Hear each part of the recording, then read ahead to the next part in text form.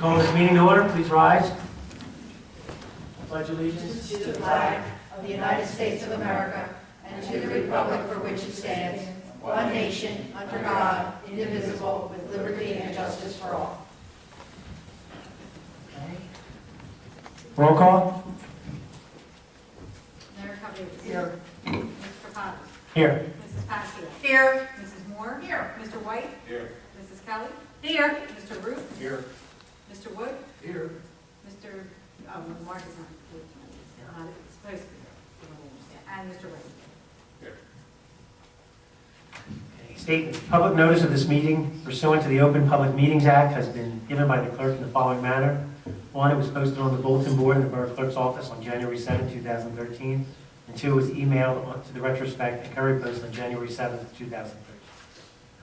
First, I'd like to thank our clerk for coming this evening. She was not scheduled to work today. She just drove 350 miles to come here to make sure that we got our job done, because we did not have a replacement for her. Mr. Wright was going to sit in. I think it worked out. So the first thing we have tonight, did you want to do your presentation before the resolution, or is it the resolution first? Yeah, we can, Do the resolution first? no, we can do it first. Okay. Okay. Basically, this is going over the basics of the budget, checklist items, things of that nature. Everyone has a copy of the document in front of you, and we also advertise in the newspaper. The biggest thing that would be different than prior years in this, and I'm going to spend about 5 minutes on it, but I don't want to get too in-depth with it, is the difference between the prior year and current year because of the reval. When you have a revaluation or reassessment, you can't really compare the tax rate from the previous year to the current year. So what you really have to do is you have to calculate the amount and then compare the dollar amount from the prior year to the dollar amount of the current year. It's a little bit different than how people normally think, well, what's my rate going up and things of that nature. So that doesn't really work. And since we don't know what any individual person's property was last year, normally we would say, well, if your house is average, then then we go from 100 to 250 and show the differences in the rates and how that factors locally and for the county and the schools for the total rates. You can say that the average last year and know for certainty that was the average, and then you can have the average for this year, but only the individual property owners would know what their last year to this year is, because just because they're 140 this year doesn't mean they were 140 last year for their actual assessments. Long story short, what we're going to do, I'm going to talk with our IT guy, and I want to put out a very simple spreadsheet that you basically just put in what your assessed value was last year and your assessed value was this year, and it'll automatically do the calculations for you so you can get a feel for how it impacts you individually for all the taxpayers. Now, obviously, And you can put that on the website. we're going to put on a website.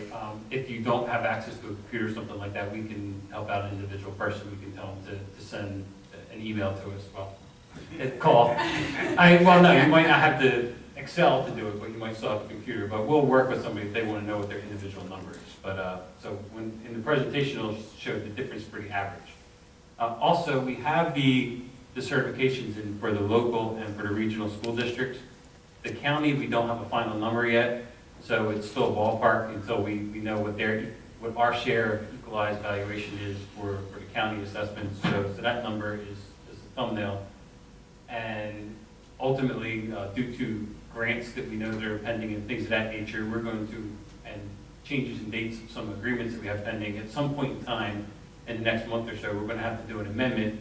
So the numbers in here will change a little bit, so they might impact it slightly. So I just want to throw those few caveats out. But basically, we'll start off with an overview of the budget, and we've discussed this before, but I'll just quickly go over it. Your revenues must equal your expenditures. In the current operating fund, the revenues are $7,396,652. Expenditures are the same, $7,396,652. And in the sewer fund, revenues anticipated are $870,000, and the expenditures are $870,000. Basically, how to factor the revaluation in when you're looking at your numbers this year. Again, as I stated, you cannot compare the 2012 rates to the 2013 rates as a benchmark from year to year. You must compare dollars or the amount of taxes paid on your property. And this, you can look at the local, and like I said, municipal local, regional, and school taxes will work that way. We can estimate the average, and basically we'll take the new average assessment times the new rate, subtract that from the prior average assessment times the prior rate, and that gives you your change in tax dollars due for comparison purposes. I have done that, it's not in the sheet itself, but I can tell you that the average assessed home was approximately $99,200 in 2012. The average assessed home is $147,000 in 2013. And how we get that is we look on the tax books that come in, and we have approximately 2,600 line items. We divide that by the apportionment for the residential properties, and that's how we come up with the average value for those properties. I can go down my list and just basically give you the amount for the county taxes last year was $3,895,454. Our estimate that we're using for budget purposes this year is $3,975,000. And again, to show you how the comparison doesn't work, it shows a decrease of 38 cents for the county. So you really can't look at it from that point of view. As a matter of fact, overall, if you look at the total audit categories, last year we were at 5.5. What page is This is not on here. This is the worksheet that I have, but I don't want to put this out there because some of the numbers are estimates and it's Did you have the average taxes in 2012 and 2013? You gave us the average assessments. You have the average taxes? I don't have the average tax, no. But I can tell you that the rate was 5.501 for 12. The rate calculates out this year to 3.662, which shows 1.83 decrease.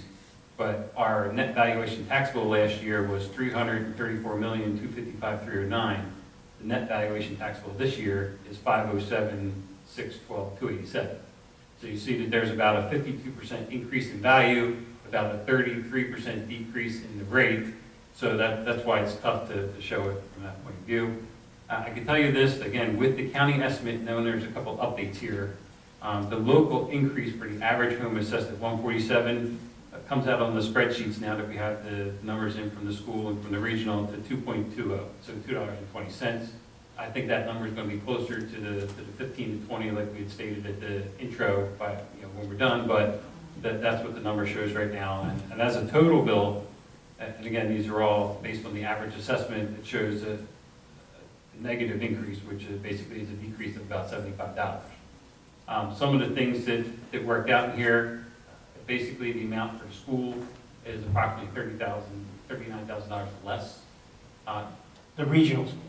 The region. So again, I think that's based on how the apportionment goes, although I don't have the spreadsheets that they use to calculate how they divvy it up.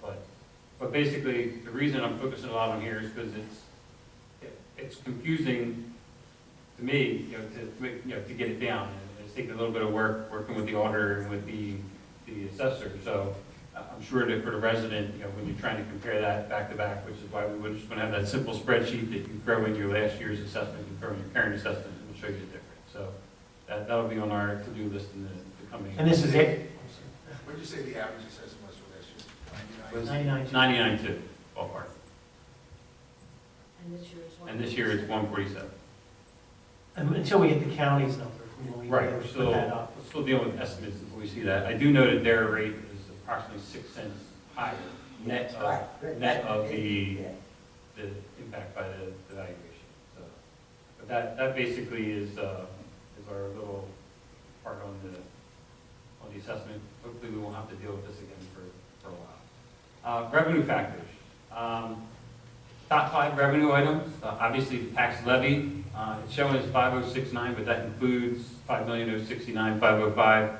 The way that's shown here, that includes the library, which is now shown on its own. So that's 174,000. So I know that off the top of my head, which is about a $9,000 decrease over the prior year, and that's based on 1/3 mill. So their calculations came out to a lower appropriation by $9,000 this year. Energy receipts revenue, they call it tax, but it's basically replacement revenue. They also call it state aid, $832,954. That went up slightly, although it was offset by the exact amount for your contra aid. So they're required by state law to give you an increase in your energy receipts tax based on inflation. If they don't, then all the money comes back to the local jurisdictions. So basically what they do is they give you the increase and then from the left hand and they take it out of the right hand and your net is the same number. So I guess we're happy these days that we have flat state aid. It did not decrease.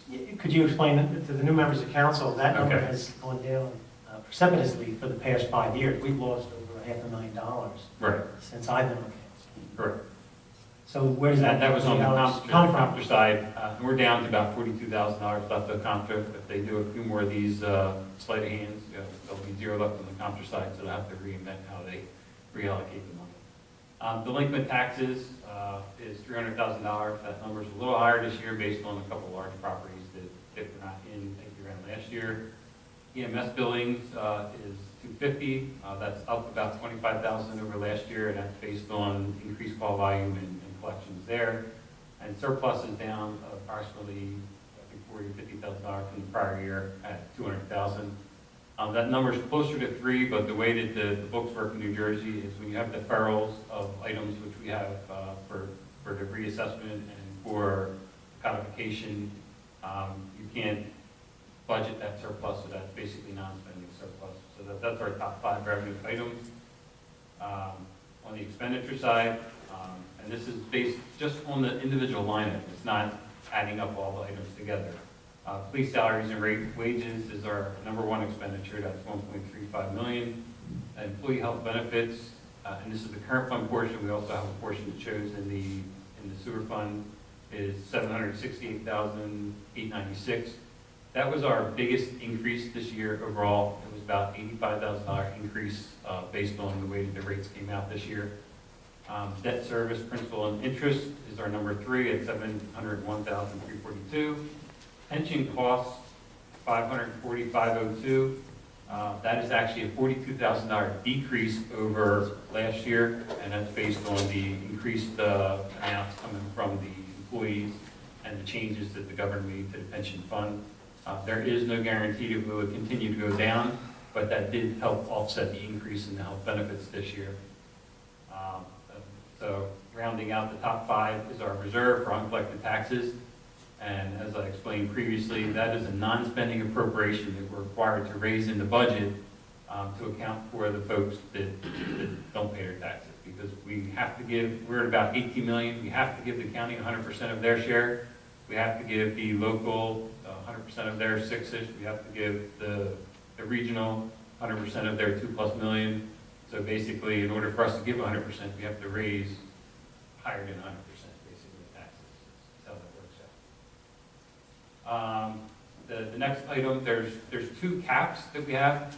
We have the appropriation cap, which is the old cap that everyone was familiar with. It's been around for a little bit. And we have the new one, which is the budget tax levy cap. So I'll address the tax levy cap first. The maximum allowable levy that we are allowed to raise based on the formulas is $4,938,778, and that does not include the library. That's shown separately. The 2013 budget is at $4,894,169, which leaves us available for banking, which is now something that wasn't previously available. That if you don't spend 100% of your levy cap, you can bank that into the next year in case you have a problem. Available for banking is $44,609, and if there's any changes that are needed that don't impact revenue, we have $44,000 for budget amendments when we get to that point. So that's where that will come from. So technically, that means that we're under levy cap. The appropriations cap, which used to be the main cap, is a little bit bigger in difference, and basically you're subject to the lower of the 2. So I didn't put the number in there, but the maximum allowable appropriations inside the cap is $6,075,703. The 2013 budget appropriations, and I believe this is on sheet 3B or 3C in your document, where it gives you the actual numbers to make it up, is $5,612,444.50. That's about a $400,000 difference, but that number will keep going in that direction because you really can't get to that with the levy cap unless you go to the voters and do a referendum and have them bypass the levy cap, which is something that we won't even talk about. But there is an avenue to do it, but basically you're subject to the lower of the 2 numbers. I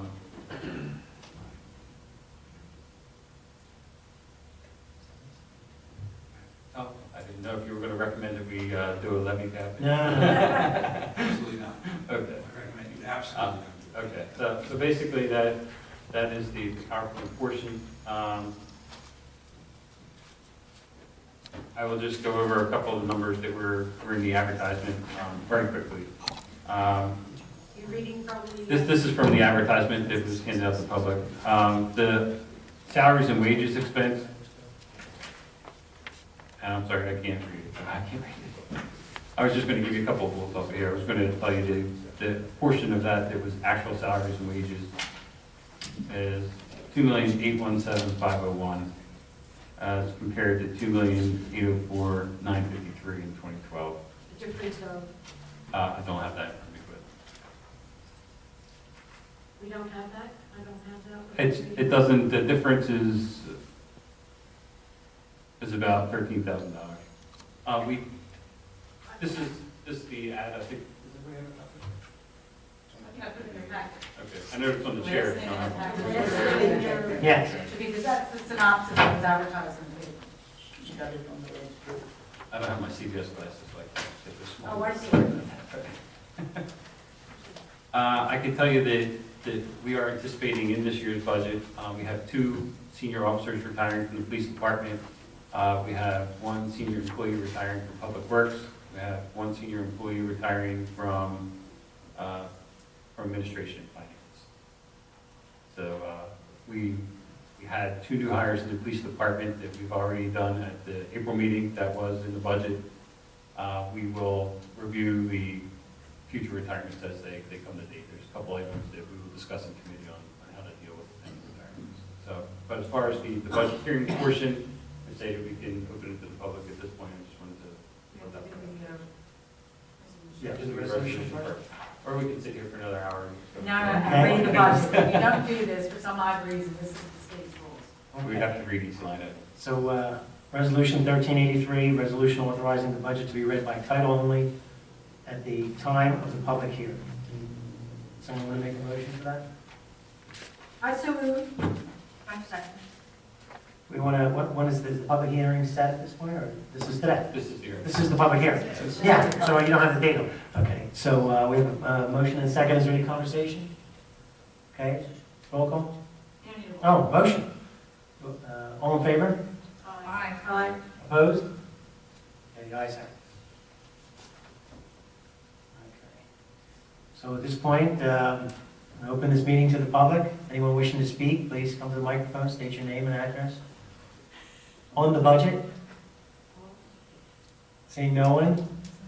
I make a motion to, well, would someone like to make a motion for the public portion? I'll make a motion. I'll second. All in favor? Aye. Okay, the public portion is closed. Okay, Joyce, I'll let you go. 1384 resolution, want to start with that? This is a, yes, we can't adopt this one. Correct. Motion, resolution 1384 is a resolution authorizing the shared services agreement between the Borough of Runnemede and the Borough of Barrington for payroll service. Rich, would you like to, at least before everyone? Yes, as, just to, for the public purpose and for anyone that wasn't at the previous meeting, I just want to explain how we went about this. We do have our senior payroll person is actually retiring effective June 30th. This week will be her last day on Friday prior to utilizing her time on the books. And basically there were 2 things that we needed to do. A, we needed to account for the staffing in the front office because that person has multiple duties. When we're on vacations, lunchtime, when someone's unavailable, out sick, the senior payroll person is also cross-trained in the other functions and would be a person who would answer the phones, do the counter, and deal with the public coming in.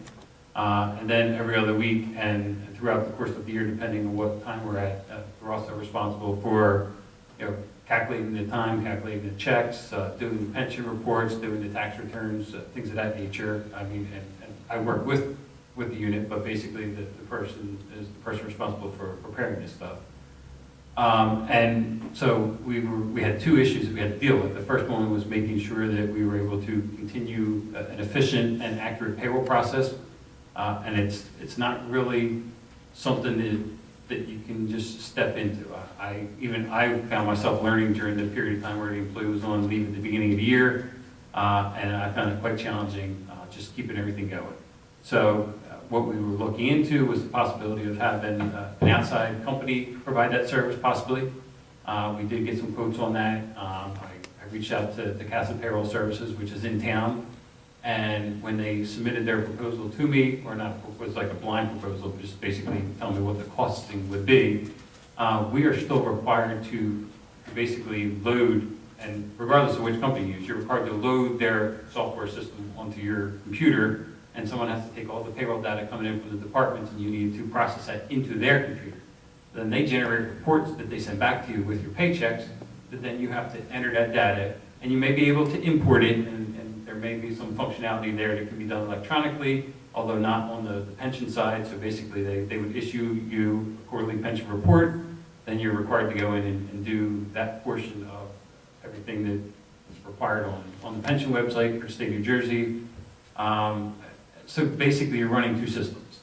And I really like having everything in my payroll system, because I can look up John Doe and tell you that John Doe had 47 hours based on my system and how that tied to the budget. I just like that end of it.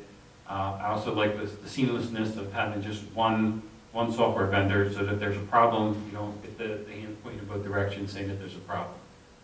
The cost for that, just for printing the checks, for doing the payroll calculations, paying the taxes, which we'd have to set up our accounts differently. They also, something that was big for our town, they only have one side job code. So we just spent the last year going from one code to importing activating the software program, so that we can have multiple side jobs. And now it all prints out on each officer's check. It tells them what jobs they worked on. It makes it easier for doing the billings for the vendors. That was another finding last year. All of our vendors are up to date now. So there was even some steps backwards that we would have to take. So basically, the cost was about $7,800, and that was just for the basic functions that were required to be done. So the cost of this interlocal agreement. So what you're saying is we would have had to hire basically a payroll clerk. Correct. We would have had that. We wouldn't be able To handle all this input, to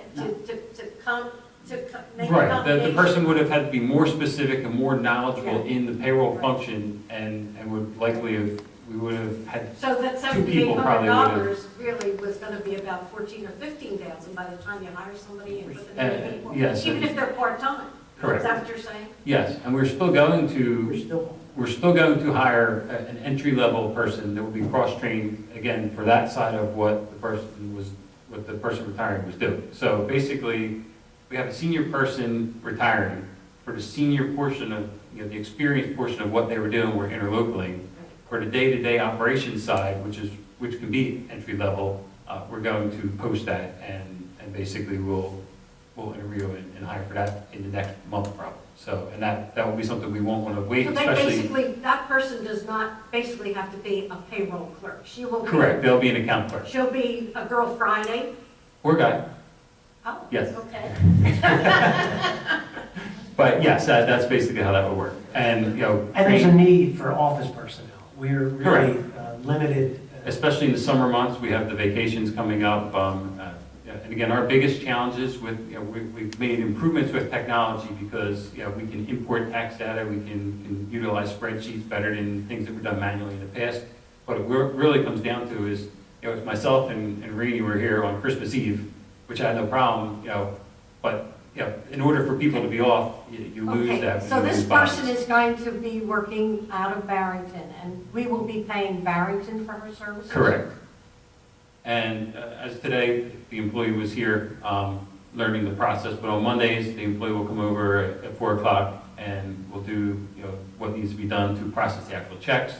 Most of the work can be done even from Barrington, which is one of the benefit of doing the interlocal, that if there's a requirement on the Monday or whatever day that may be to do some processing at 2 o'clock, basically a portion of that $10,000 goes to Barrington that's buying the employee time. And they have other arrangements with other towns that seem to work out very well with that. We didn't need a whole day. Some towns, they have a whole day. But so that was the positive side of that. We will be posting for a 30-hour employee at this point in time. And once all the details are finalized, then that will be posted on the bulletin boards. Hosting the hire. How Right. many hours is the Arlington person going to be working? It's not really, it's difficult to say how many hours it's going to take to do it, especially in the beginning, because there's a transition. It's basically as much time as it takes to get the job done. So, give it, if it's No matter how if many it's a- hours, if it's a still non- gonna cost $10,000. Right, on a quarterly, it's going Right, to take exactly. more time because you're working on the pension stuff and working on the 941s for your taxes and your state taxes and things of that nature. At year end, there's going to be a lot more time because you're doing year end reports and rollovers and things of that nature. Some pays will be easier pays, depending on what's in each payroll. Like the city So, W-2s down at the end of the year. Right. Well, How long everything. has she been doing it for Barrington? Just for the record, Joyce, you have that there? 6 years, 7 years. Right. Just like, Right. just I didn't for have that number in front everybody, of me. just That's all the the tax tax collector. Yeah, just for everybody's sake and sound. No, that's fine. Yeah. And they have a weekly payroll there. We're bi-weekly, so she does this on a weekly basis, and same system, same setup, basically, she's just learning the nuances of our system Are we still gonna get pay stubs? yes, at this point in time. And we will keep the direct deposit? That is an option. We can, unrelated to this resolution, but we will address the governor's, was that the assembly? The governor, he's allowing the municipalities to pass a resolution to basically force all employees to accept direct deposit. And that doesn't happen until July of next year. So Oh, 2014? July this year. Oh, I have it on my calendar. So it is on my, 2013. Papers out that this year. 2013, so yeah, it's on my calendar. So I think as soon as that passes, I And think. you know, the other there's side a- of it is, if you have a program that allows your employees to gain access, you don't even have to print pay stubs. That's what They I'm can saying. access it. That's, you don't have It's incredible. That's a huge You don't have money. to print it. Yeah.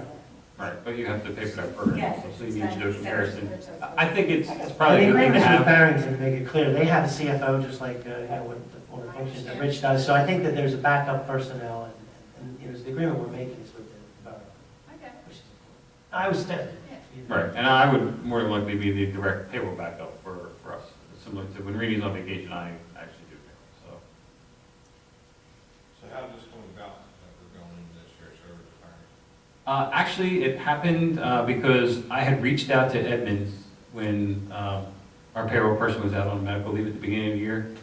And it just got to the point where I was spending most of my time dealing with payroll issues. And if the employee was going to be out much longer, we were going to have to look for another option, which is why we reached out originally to CASA Payroll. And I reached out to our software company and I said, who else do you have in the area that actually does payroll through Edmonds? And they gave me a list of some towns in the area. Christy used to work for our borough. Joyce is familiar with her. We're in associations together, so I've met her at some of our association meetings.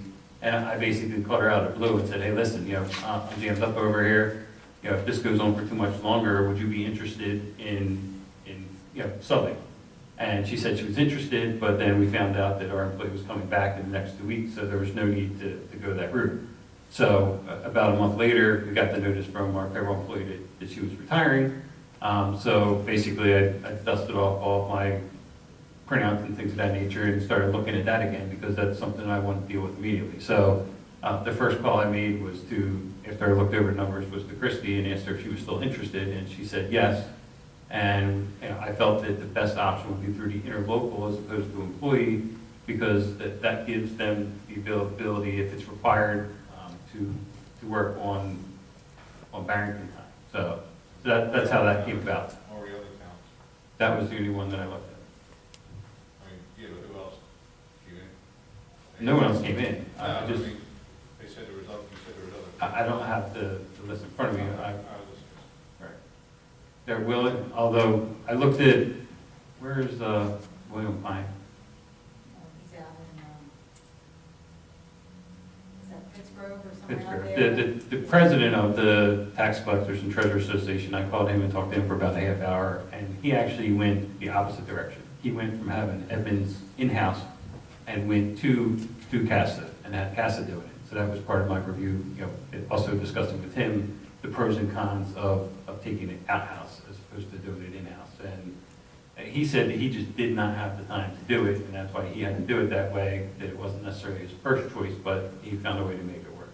But, so they were the the scenarios that we have looked at. Okay, anything else? Any other questions? Okay, do we have a motion? I so move. Is there a second? I second the motion. Okay, roll call. Mrs. Kelly. Yes. Mrs. Passio. Yes. Mrs. Moore. Yes. Mr. Ruth. Yes. Mr. White. Yes. Mr. Cavallo. Yes. 6 ayes. Okay, the motion is passed. All right, so now we'll move into our normal caucus meeting discussion. Obviously, this is all pertaining to the June council meeting, so hopefully everyone will have an opportunity to review and for the approval of minutes, what we'll be doing first. We'll have our public hearing for the ordinance for adjusting the summer recreation fee. Everyone's aware, this is very similar to what we did last year, 6 weeks. Mike, if you want to interject, it's 6 weeks, $10 a week, basically. We're collecting it one time instead of twice. Is that correct? Yes, it's going to be, it's basically for the 6 weeks, it's $60 a week, which will come out to the $10 a week, but there's basically no adjustments. If they want to come for 4 weeks, it's still $60 a week, just to cut down on the manpower at the desk, so we don't have to. And people can come and register at the... People are going to register the whole month of June at the front desk at normal business hours, and they will, they pay there. That also should cut down on having the money not leave account home. Make it simple. Okay. Any other questions on that? No? Municipal court debt collection. Mr. Wood, do you want to address that at all? I mean, a report was given to all members of council. There were some concerns in the past.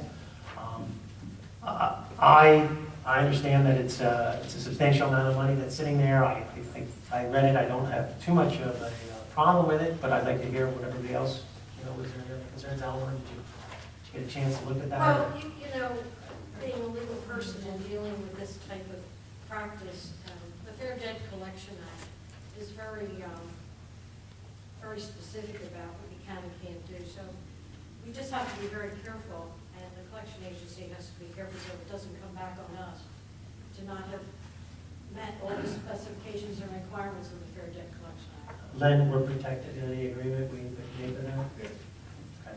That's my concern. Yeah, I understand that. Was there anybody else? Because I think this is something that we should, would the group like to move forward with this? We'll put this on as a resolution to be voted on. Everybody okay with that? Just on contract, is there? Well, it's a resolution Have it to, at any time? Yes. it's Well, the a, first thing is you just gonna have, yeah, we're going after step one is proposals. just, resolution just puts you out the proposal. And you go through that bid process, you'll decide if somebody you like bids, if so, then you'll enter into an appropriate contract. Okay, so Joyce, if you're right, we'll put a resolution on to go out for bids. Discussion of shared service agreement with Belmar for police software. There were some questions on the payment, things like that. Do you have that clarified? Mr. Wood or Mr. Wright? Does anybody? I don't have it 100% clarified. I can go over the numbers if you like the numbers are, but Yeah, tell us what. basically the price quote that we were given was $22,000 for the actual software itself, and that included some sort of evidence module upgrade for scanning. And it also had an annual maintenance agreement of $3,300.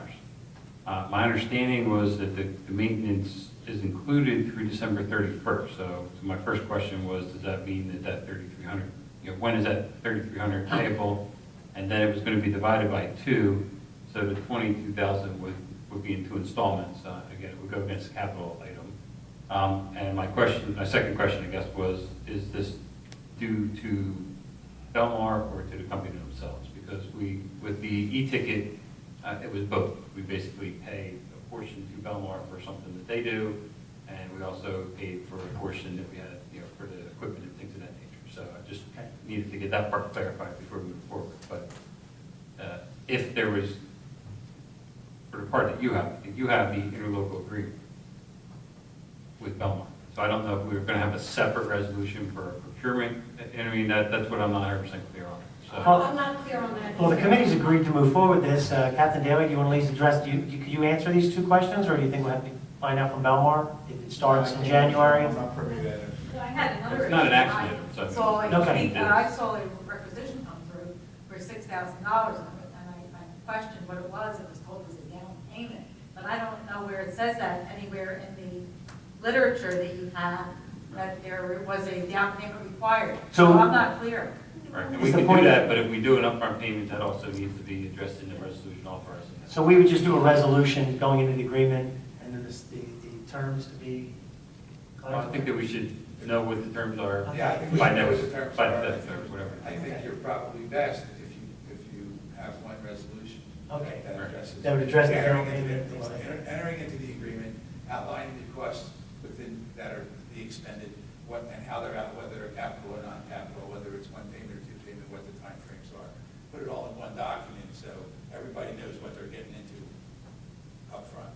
Yeah, if we can have this ready for Tuesday, I mean, I think we can put it on as a resolution, but we'll have to have it clarified before that evening. Yeah. Those two questions, if you could And then it's reach a out. state contract, so I'm not going to. Oh, yeah, it is a state contract, that's right, it was on the top, but it is a state contract. But we still have to know the terms. We still have to know the terms, and Yeah. that's not clear. Okay, so if you as the director, if you could follow up, or Mr. Light, between the two of you, we get it done? I think it's important that we get this done, I think it's been something that's sitting for a while. Who's the contact person on this?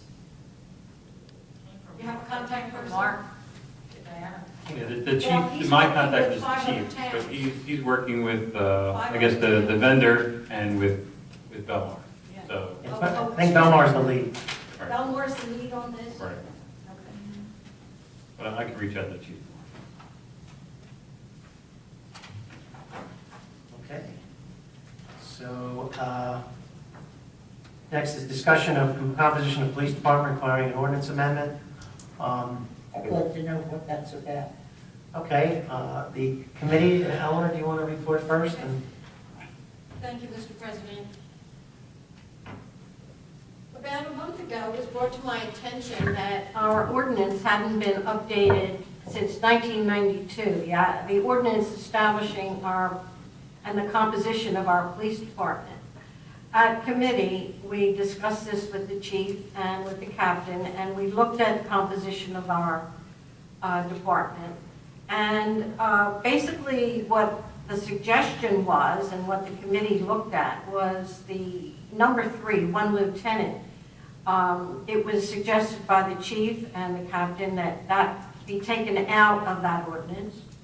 And number 5, we would adjust that to 10. Now, we actually have more than that, but 10 would be the number for number 5, 10 patrolmen. and sergeants on number 2, wouldn't that be 4? So, now we would have 4 sergeants, correct. So we have the 1 chief of police, the 4 sergeants, no lieutenant, that would come out, 1 captain, 10 patrolmen, and leave number 6 in, such other police officers as the mayor and council may deem advisable to appoint from time to time. The appropriate authority, number B, section B, would be the business administrator, not the mayor. Why? Basically, because it's non-political. It would be the mayor is more political, so we want to take that political arena out of it and And put it this with was business okay in administrator. 1989 by the Senate. In the statute, this statute reads that But you're either. taking the mayor can have out of either. everything. No, it still reports to the... No, no, that she said take it out. Now, You can have one or the other, but you can't have both. Well, let me I don't get a better clarify. everything. That's my question. Can I just ask one question? And I'm not sure you meant to say this, and I may be wrong, but you said business administrator, did you mean township administrator? Well, he doesn't. No, I realize it's the same job, but for language purposes, not what you wanted to say. I realize that one person has that job, but I would think that it would be more consistent to say township administrator or borough. Well, we're not a township. Yeah, I'm sorry, I just was. Oh, borough administrator, if it was business. Borough I apologize. But you're, I mean, it looks Borough like you're taking me out of everything. Yeah. No, the statute allows for us to either pick the mayor, the borough administrator, or a member of council. So some municipalities, for so long, and then it's already deleted me from every other committee there was. Okay. I'm deleted, you deleted me Why from would everything. why would you want to stay on? as Why a- shouldn't I? Well, I'm Why, asking, we do. what have I done wrong that I can't be? No. I'm sorry. What does the appropriate authority do?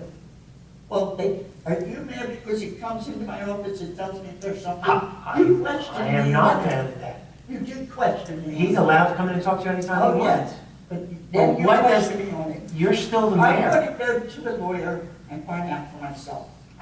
You have a lawyer sitting right next to you. I don't want to bother the solicitor, he works for the township. I'm Works for not the that, borough. I'll hire my own. He works for the borough. I'll hire my own, and I will. It's still, just to, maybe since there's a lack of clarification, the Borough of Runnemede on May, what year was this? I'm sorry. This is 13, it's okay, I get it. We created a business administrator for the simple fact that the borough form of government that we have here in the Borough of Runnemede, we're all part-time elected officials. We're not here full-time. We have to rely on professionals to get the day-to-day activities done. That's why we have a chief of police, that's why we have a superintendent of roads, that's why we have a borough clerk, and that's why we have a borough administrator. In the past, the directors were elected officials, and one of the problems with that is there wasn't somebody here when the borough was open at all times. So when we had an opportunity in 2009 to create a borough administrator, we did. And I think that the past 4 years, it's been very successful to have somebody here. One thing back in 2009 we also did is we codified all the ordinances. And when we codified the ordinances, it was an opportunity to start to clean these ordinances up.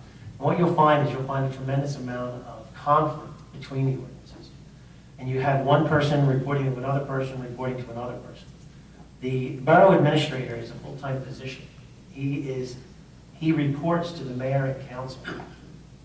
So to say that the mayor or council would have no longer a say on the day-to-day activities, that's not true. And I shall read it to you if you like.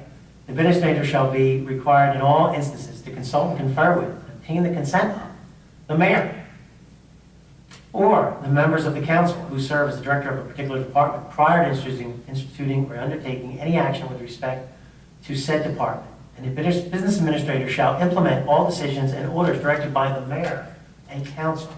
So, sis, I disagree that we are doing anything, and this is the borough ordinance that is adopted currently. Mr. Tate, you could give me a copy of that. I got the one from the state. We have the state, and if you read the state, what does it say? I'm not reading it to you right now. Okay. I already told you, you didn't have the decency to come in the office and tell me. We did. We talked about it at the last No, caucus you meeting. didn't. I was here and you didn't talk about it. Eleanor, would you? You did not talk, Richard, did they talk about it? They said later. You just didn't talk about it. We did talk about it, we did Not discuss when I it was later. in the room. Was that a caucus? There's a difference. This is not the first time we've looked at this ordinance. Well, it's the first time Well, you know, I will read also You 40. still are not behind doors and I'm not invited to. I will read 40A 14-118. Police force, create an establishment, regulation, members, chief of police powers and duties. Under D, delegate such of his authority as he may deem necessary for the position operation of the force, exercising the discretion of supervision. That's the police chief.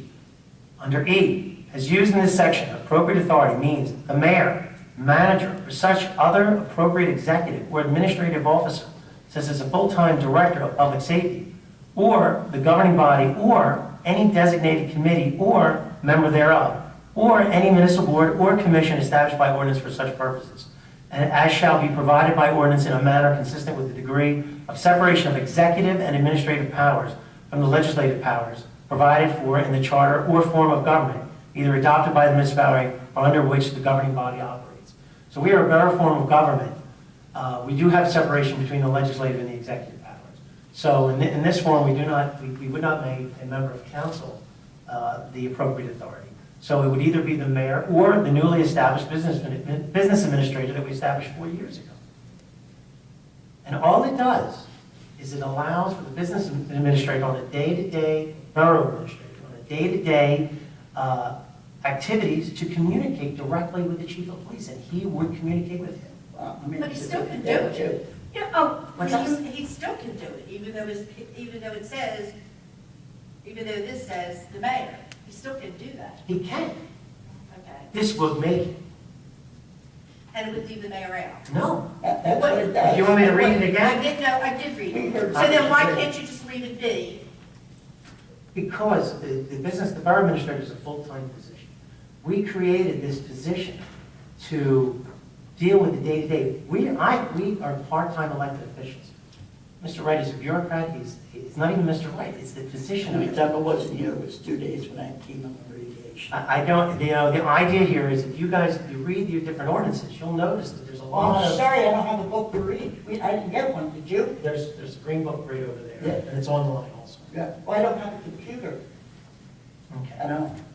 Well, anybody in the borough will be happy to help you with No, any information. right. Well, I think So we you have, just leave me out of are we, everything. are we continuing with this resolution or this? Is there any more discussion about it? Does anyone else have a discussion about the composition of the police department or the appropriate authority? We're not voting on it this evening. We'll be voting No, on, no, you want to put a resolution in. we'll have to, it's an ordinance. It's an ordinance in. We will do first reading of an ordinance on the June meeting. Any other questions? Where's the technical under this? There is no such position. It's not a position. It is not a It's position. an actual thing. No, it's an assignment. Thank you. Not just for me. No, absolutely. Everybody up there, well, everybody out there. Just to confirm, we have one chief of police, we have 4 sergeants, we will not have a lieutenant, we do have 1 captain, we have 10 patrolmen, and the police officers and other such can be appointed from time to time by mayor and council.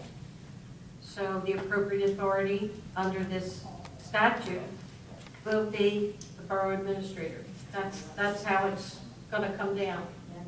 The borough administrator, is that better than business, or we've got it defined as the business administrator? In the code, it says business administrator. That's the one that used the code thing. Use the code language.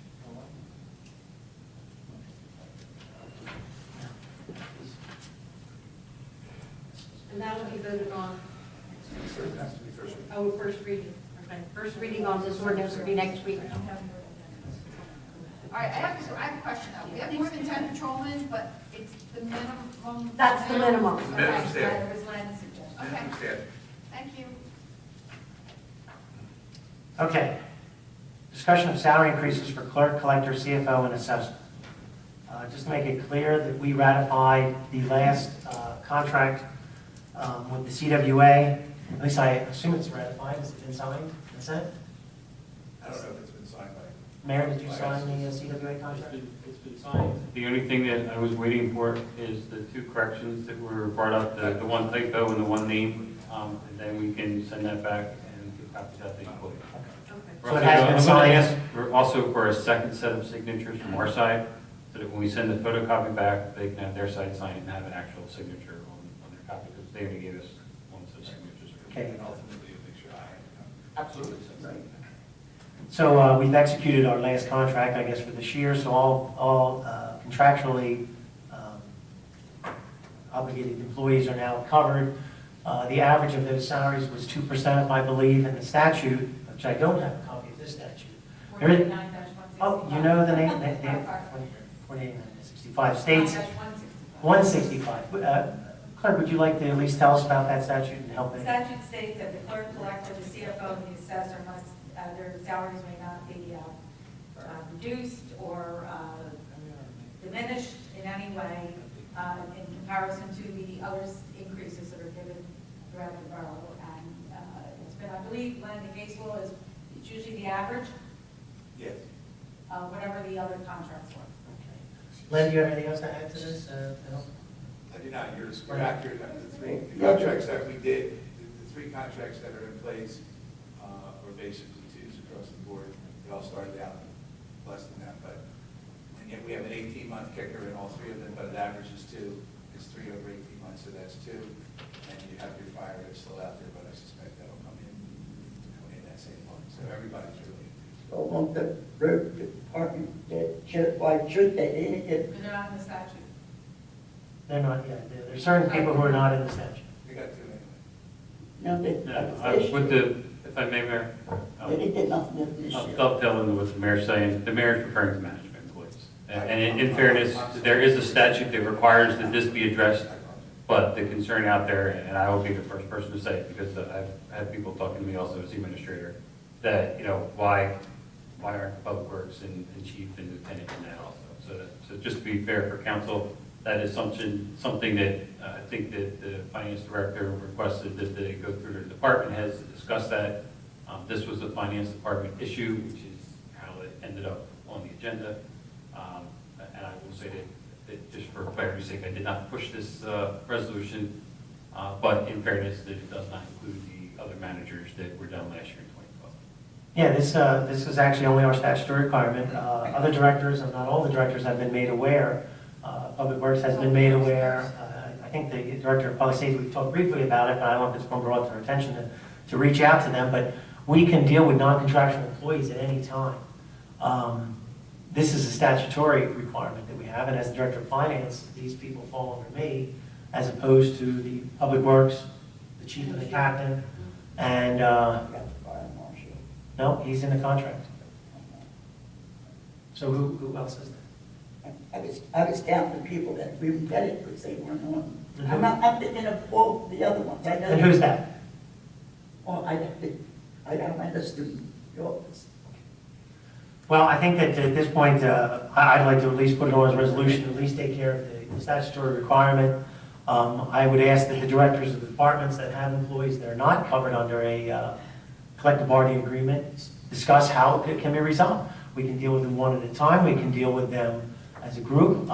We could do, whatever we feel. We're in the middle of a budget process, so I would ask that if there is something that would have a budget impact, we may want to get this done before the end of the year, though I don't think it would be a great increase, because we do have only 2% that we've been keeping everybody, and I think we've been fair to all borough employees in keeping it that.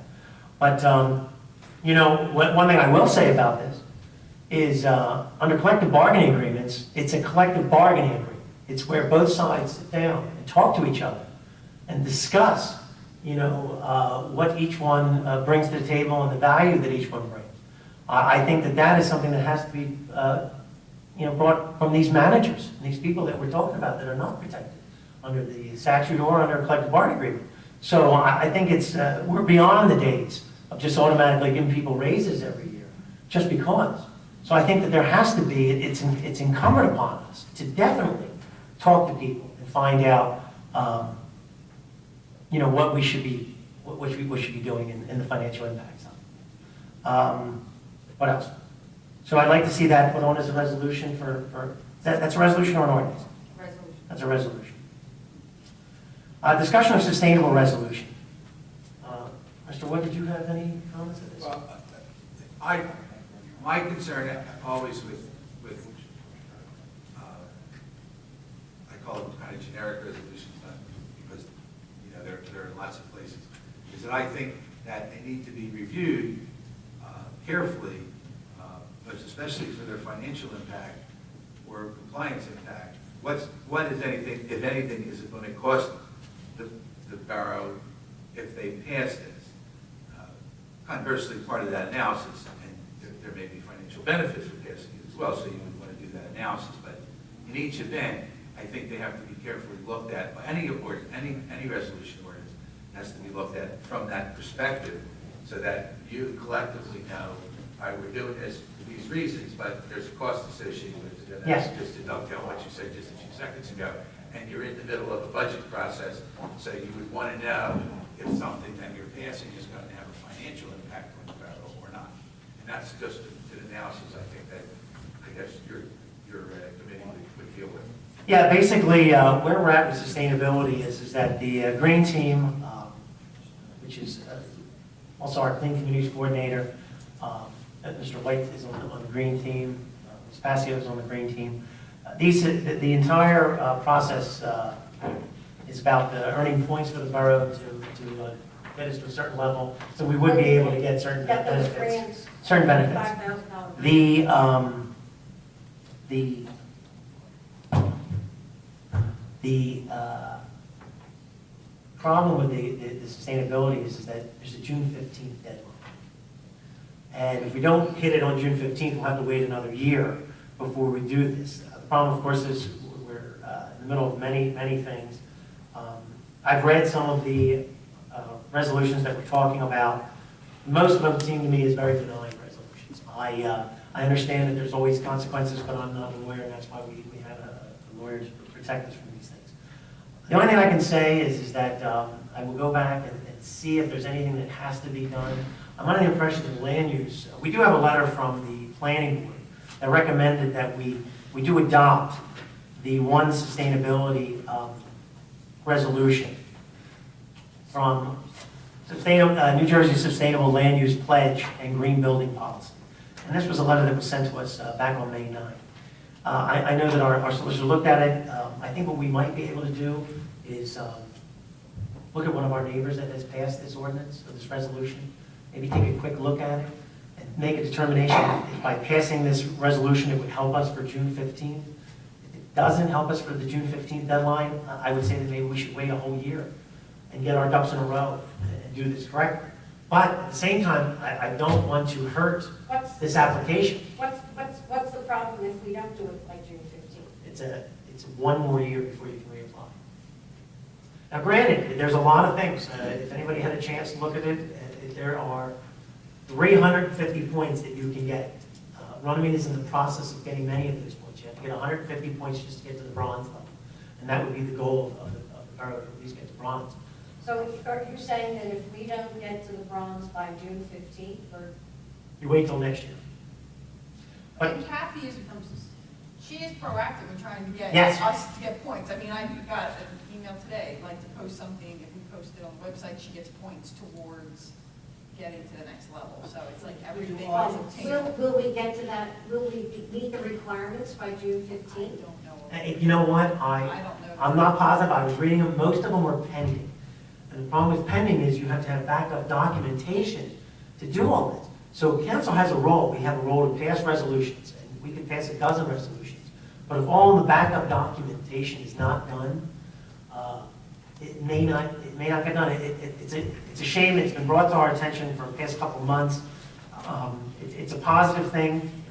I really don't know if we have enough time to get it done.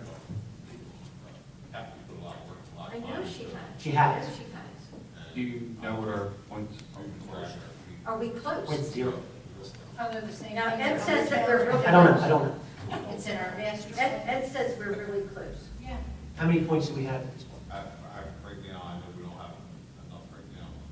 She's close. She's worked very hard on it. Yeah, I mean, the one thing this council could do, and like I said, I could get a copy of the Gloucester Township resolution, send it out to everyone.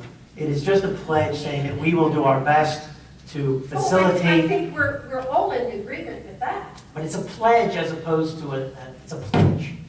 So to me, I did speak to Freeholder Nash's office. I did speak to the Sustainable. The county's really hot on this. Absolutely. They are all pushing it. Gloucester Township went full force. They are 350 points. They're the lead in Camden County. And many of the other municipalities have started the process. I think we have an obligation to at least review this New Jersey Sustainable Land Use one more time.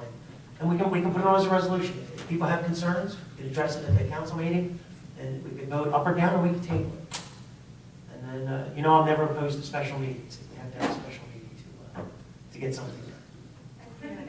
I think too, maybe Kathy could come to council and speak on it also. Well, I think we should throw this back to committee, though. See, we really need the committee to get this all done. Oh, which committee is that? Well, that's what we haven't defined where Green Team falls on. Well, let me jump to something that I was going to walk on, and maybe we can decide. We've had to deal with clean communities, and this is not on our agenda, but it was something I was going to ask for us to take into consideration for June's meeting. The Clean Communities Act allows for 5% of the grant to be used for administrative costs. And typically, that would be the director, or in the past, it was the Public Works employee who was doing it. Who's Clean Communities Director? Currently, it's Kathy Singh, coordinator. Oh, she's the coordinator. Coordinator. It's a coordinator. So the grant's approximately $15,000. Some of the money does go to Public Works functions because Public Works does a lot of the clean communities work. The director would do the reporting and facilitate getting everyone together for Well, the she's different been functions. doing She's that. been doing. She's been doing. Well, who's the director? He says she's the coordinator, not the director. No, there is. There is- it's called the no Clean director. It's only a Clean Communities Coordinator. The That's- title is Well, coordinator. you just said director. No, what I'm saying is, I didn't make it, no, what I'm saying is the Clean Communities Coordinator would receive 5% of the grant, which is allowed by the statute, and will report to the Director of Public Works. Right. So before we sit here and throw on, and I think Bev was concerned, that we don't want to put the green team also on the Public Works Director. So if the Public Works Director, if everyone's agreeing that the Public Works should oversee Clean Communities money, because some of it does get used in Public Works, who should be part of the green team? Who should it be health, education, welfare? Should it be recreation? Should it be public safety, finance? Who would oversee the green team? Does anybody have any input? Well, I think Ed is already Stands by involved. itself, right? Why can't Ed keep it? Well, here's the problem. If you don't have a director overseeing it, how do they facilitate? They need a liaison to council. Who should have a liaison? Well, Ed's on council, I'm on council. Yeah, but you're members of the You green guys- team. Exactly. See, as members of the green team, It's great. You're not objective all the He time. can't be, because he's a member of the Green. that's only my opinion. That's my opinion. Because, well, I'll say this to everyone. Ms. Passio and Mr. White have been on the green team for the past 6 months. We've always had 3 on there. We're now backed up to this June 15th deadline, and it's not gotten done yet. So what do you, I think part of it is it needs to be brought to council. Yeah, it's been brought, it's been brought to you. It's been brought to you, you deal with. Well, then maybe it should be the finance director then, or maybe president of council should be part of it. I'm willing to do it, but I wanted to ask everyone else's opinion first. Yeah, because Well, she's here's always the had to thing. answer to you anyway, so yes, then you should be. Okay, Yeah. so you guys can be the members, and then you can help communicate, because you're the one who brought the ordinances to council. Uh-huh. And we submitted them to our solicitor to review them. There were concerns. We only meet twice a month. And I was only made aware of this June 15th deadline, basically last month. And I did reach out and speak to both Mr. So what's the solution? I think the solution is I will send everyone the sustainable resolution, have everybody read it. I think, I Okay, feel confident that we can pass it on June 5th. okay. Hopefully that'll be enough for the points. I don't know. I will reach out to Kathy and find out if there's any other resolutions we may need to pass, as long as the Okay. council agrees them. I will not allow council to approve anything that they haven't read. You know that. We're going to have to read everything before we approve it. But I think if you're okay with that, I think we need to put this stuff in the ordinances. And this is one of the reasons we need to clean up these ordinances, because what we find is, who's in charge? I agree with you. Just because I'm president of council doesn't mean I only have one vote. We have to work as committees and through our different directors to get things done. So if the Public Works Director is willing to take on Clean Communities, we'll put it in the ordinance, we'll put the 5% compensation on there. The Green Team will report to Finance, and then this way all these things can be brought to the attention of How do you council. sit with that? Oh, I'm fine with that. I think that's how it should be. So let's talk Talk about giving Kathy 5%. I reached out to Kathy, and she, as the coordinator, talked to the state, and in the state's rules, it defines where the monies can be spent. And it was quite clear that there's a cap of 5% of the total amount that can be used on administrative costs. She was willing to do that for us.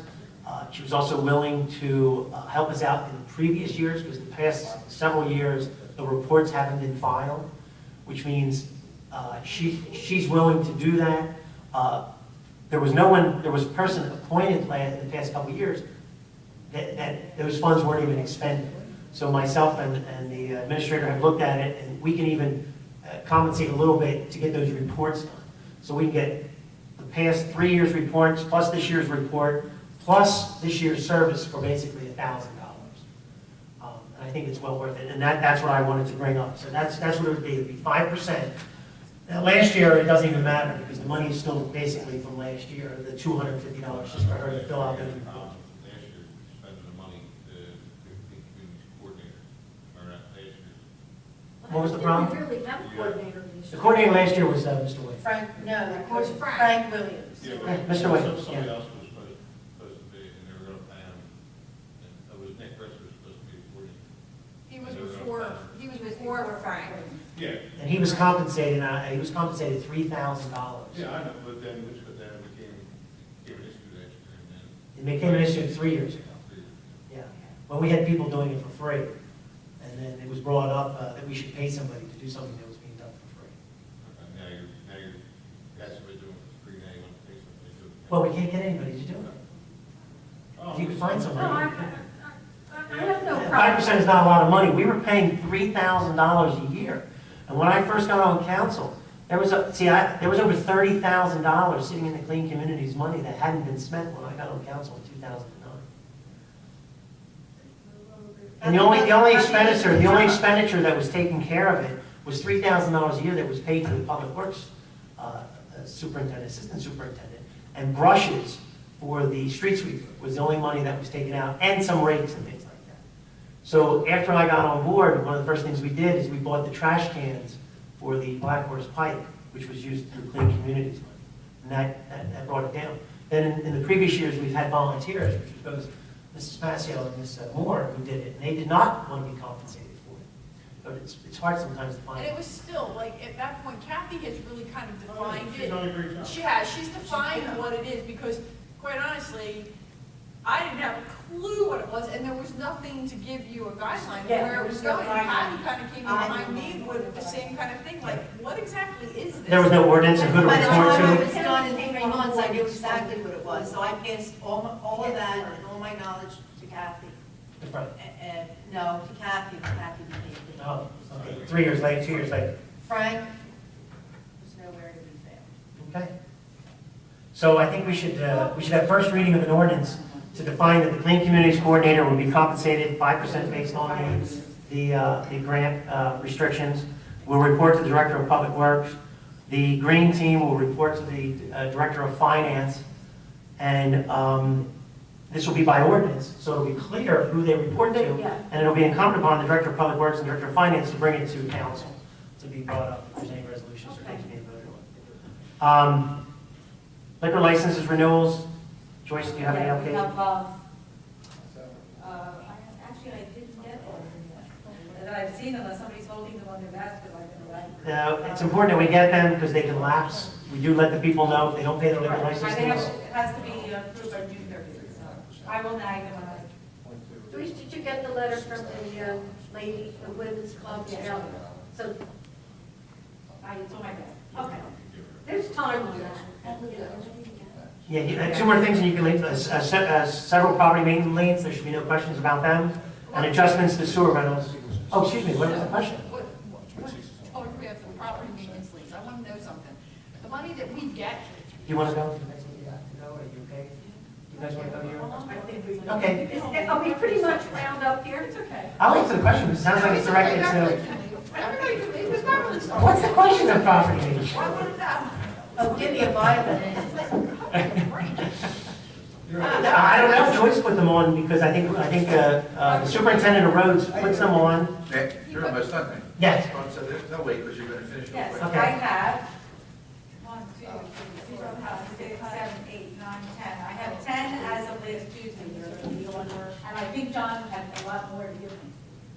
Yeah, We'll we, be on for For the the maintenance of the property. This is for the maintenance of the Right, property. I spoke with John today, he told me there's approximately 50 houses as it sits right now, more than, and he is guessing that they will increase as it goes along. Yeah. So my question is this, in reference to this, where does the money come, where does it go when this is said and done?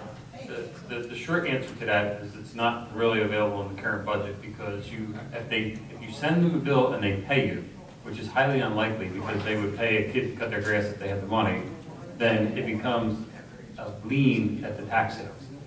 And that will take place Okay, after year end, right. which means that it won't be available for a budget reimbursement against this year's budget and won't be able to appropriate the revenue, which is how DCA really likes to see it, that you show we'll have $1,000 of revenue coming in and $1,000 of expenses.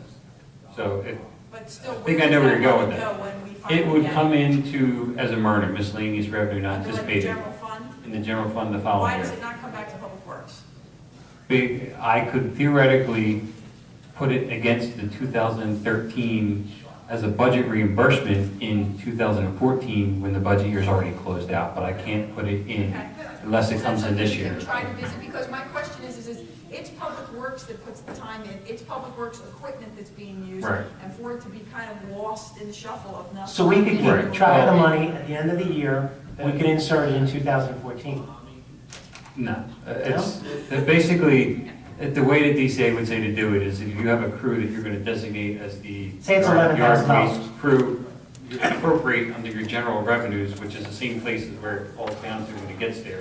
The way we just went over revenues to expenditures when we did the hearing, that you would just appropriate out of general revenues an amount to address the issue that you have to deal with that.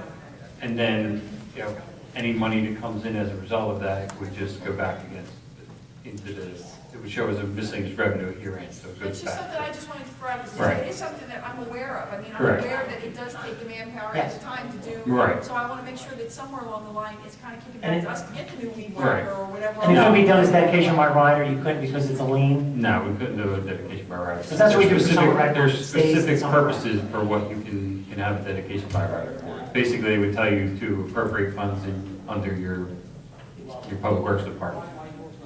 So, But I think it's I know, it makes sense what you're saying, but unfortunately. But it's a the- decent argument to say at the end of the year, add that amount to the 2014. We can do this next year. As a matter of fact, last year I had a check in hand, which is usually the rule for budgeting, and they told me that I had to amend it out of the budget because they said just use regular appropriations. They just appropriate it through revenues. They wouldn't even, we had like a $16,000 check for reimbursement for salary and wage, and I was trying to identify that directly, and they said no. So. Well, I think it would only be justified to do it is if there is overtime and the equipment.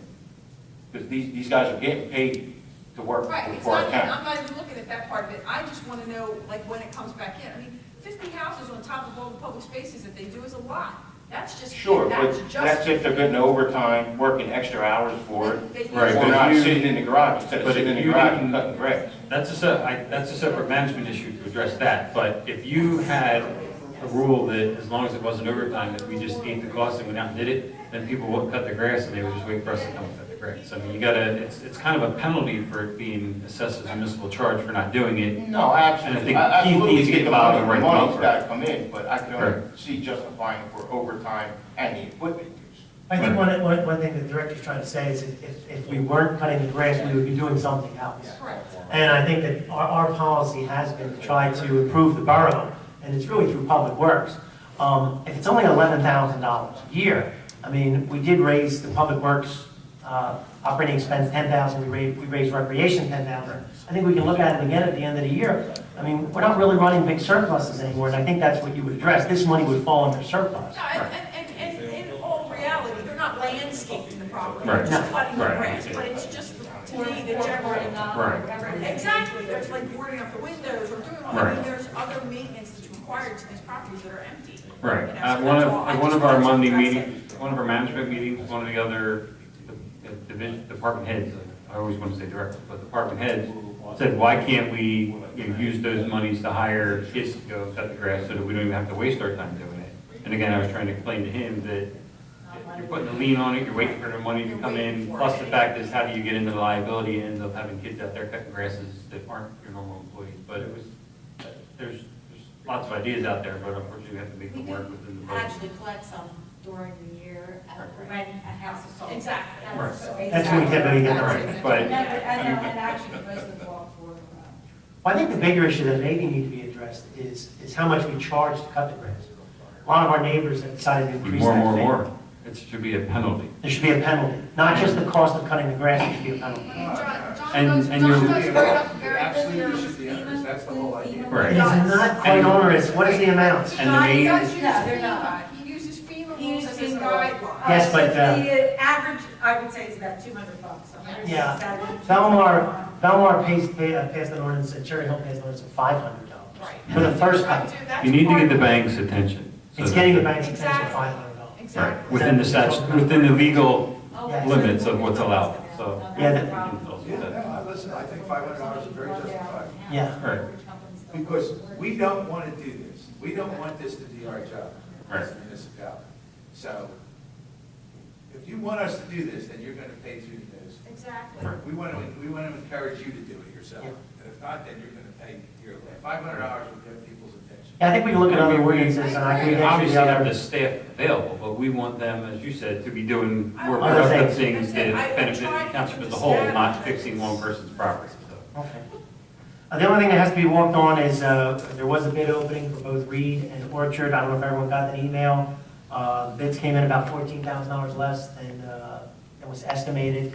So as long as everyone gets a chance to review it, hopefully we can award them. June 5th. It was $96,000 for Orchard and $120,000 for Reed. I think our estimated amount was like $227, and it came in about 14,000. A company called Landmark. Lambert. What was it? It was Lambert. Lambert. Bogey was number 2. He was about $4,000 more. And is there anything else before we get to go to welfare? No one else? Okay, go to welfare. This portion is open to the public. Anyone wishing to speak, please come to the microphone. Seeing no one, can I get a motion to close the welfare? Do I have a second? All in favor? Aye. Any opposed? Okay, do I have a motion to adjourn? All in favor?